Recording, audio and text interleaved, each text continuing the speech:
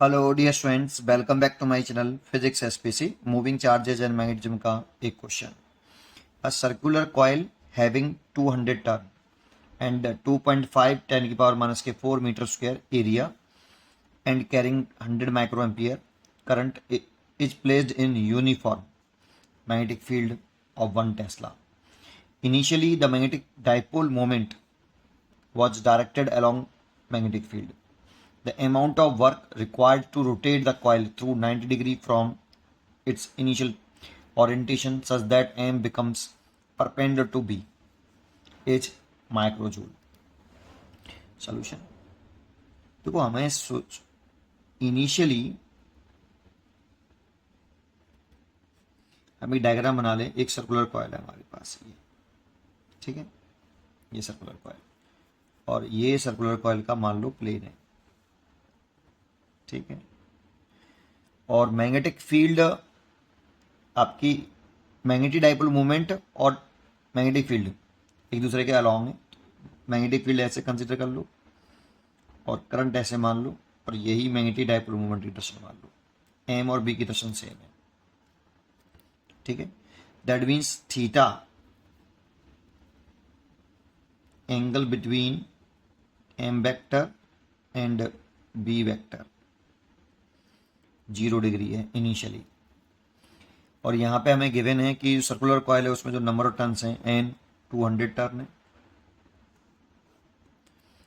Area 2.5 into 10 की power minus के 4 metre square है, करंट 100 माइक्रो एम्पियर है तो 10 की पावर माइनस के 6 एम्पियर लिख ली, माइक्रो एम्पियर में रखे हैं। और मैग्नेटिक फील्ड भी 1 टेस्ला है, ठीक है। और इनिशियली ये है थीटा 0 है। अब इसको रोटेट करना है तो मैग्नेटिक फील्ड तो ऐसे रहने दें, कॉइल को रोटेट करना है 90 डिग्री। तो कॉइल को मैंने 90 डिग्री घुमा लिया। मैग्नेटिक फील्ड वैसी है,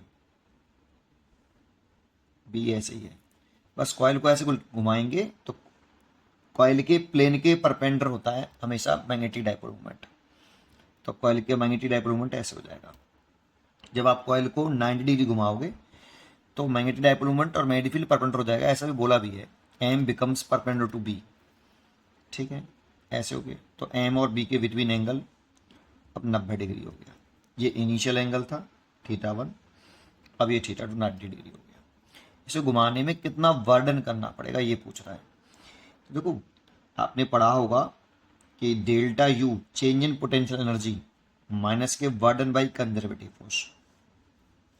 ये कंजर्वेटिव फोर्स का होता है, लेकिन यहाँ पे वर्डन बाई कंजर्वेटिव फोर्स नहीं पूछा, अमाउंट ऑफ वर्डन कह दिया बस, केवल बताया नहीं कि कंजर्वेटिव फोर्स द्वारा निकालना है या एक्सटर्नल वर्डन निकालना है। तो हमेशा एक्सटर्नल वर्क माइनस के वर्डन बाई कंजर्वेटिव फोर्स, इसीलिए delta U is equal to W external. जब कुछ ना कहे तो डब्ल्यू एक्सटर्नल ही निकालते हैं हमेशा, ठीक है।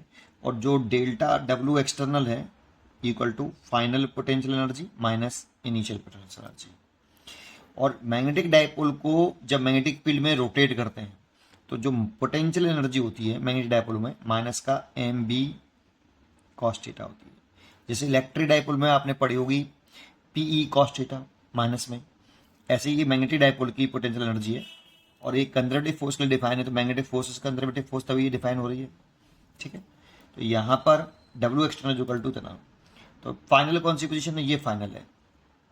तो यहाँ पे अगर फाइनल लिखें तो माइनस का इसकी वैल्यू पुट कर, तो ये पूछ रहा है हमसे M B cos 90 degree minus and minus M B cos 0 degree. Initially 0 है तो ये वाला फैक्टर तो 0 हो गया बेटा, तो ये 0 हो गया तो माइनस का सॉरी ये वाला 0 हो गया कॉस 90 वाला 0, और ये माइनस माइनस प्लस हो गया एम बी कॉस 0 की वैल्यू 1। एम की वैल्यू हमें यहाँ पर गिवन नहीं है तो magnetic dipole moment is equal to होता है एन आई ए, ये होता है। तो आप एम की वैल्यू पुट कर लो, एन आई ए लूप का एरिया होता है and magnetic field value put करनी है बस केवल।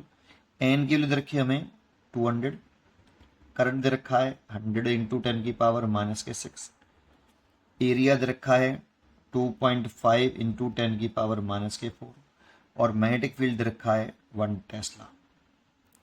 ठीक है, अब इसको मल्टीप्लाई कर लो बस केवल। देखो इस पॉइंट को उठाएंगे तो नीचे 10 कर लो, तो इस 0 से ये 0 कैंसिल कर लो। अब सोचो 1 0 2 0 3 0, 3 0 और चली गई ये, तो 10 की पावर ये -1 बचा। और 25 कैसे मल्टीप्लाई कर लो, 50 हो गया ये, और 10 की पावर -1 और 10 की पावर -6, ये 10 की पावर -1, 10 पावर -6, और 25 इंटू 2 50। इस 0 से ये हटा दो तो यह आ जाएगा 5 इंटू 10 की पावर -6 जूल। इतना वर्णन करना पड़ रहा है, 5 माइक्रो जूल कह सकते हो। ठीक है, तो यहाँ पे माइक्रो जूल में पूछ रहा है तो यहाँ पे 5 लिख दो, 5 माइक्रो जूल। उम्मीद करता हूँ कि आपको ये जरूर समझ में आया होगा। पढ़ते रहिए और खुश रहिए।